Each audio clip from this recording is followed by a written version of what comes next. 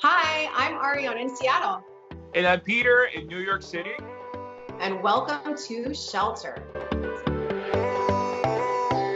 Today, we are going to be talking all about working from home, and we're going to get a chance to see Peter's work from home setup in New York City. Yes, my very, very fancy setup. All right, let's see it.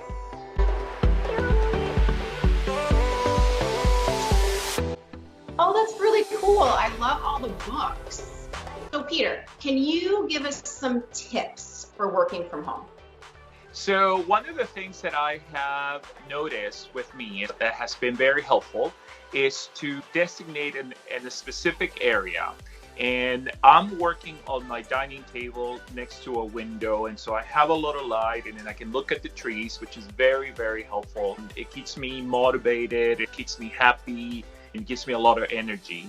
And so I always try to work from the same place. So there's some consistency in that.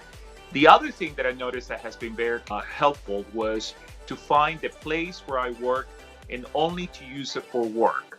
And so if I have lunch, I get up and I walk to my kitchen.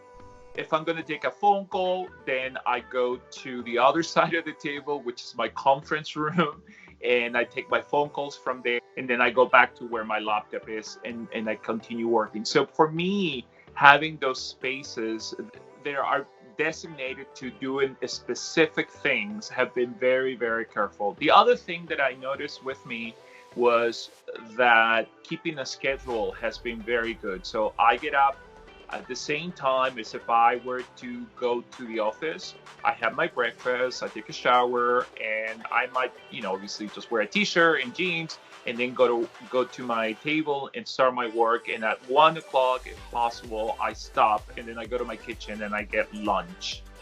So having a schedule has been very, very helpful to make the difference between home and work. That's great. That gives you a little bit of separation and helps you to relax more at the end of the day, right? When you move from work into leisure time. And then there are Zoom meetings, which I'm sure you have a ton of. We all do these days. Do you have some tips for those? So I know we're going to do a whole video for Zoom, which is totally interesting. And I just have to say one thing. If you're going to do a Zoom meeting, make sure that what's behind you, it's clean. Because you can see a lot. I mean, right now you can see my artwork, but I've seen a lot of stuff that I actually wish I never saw.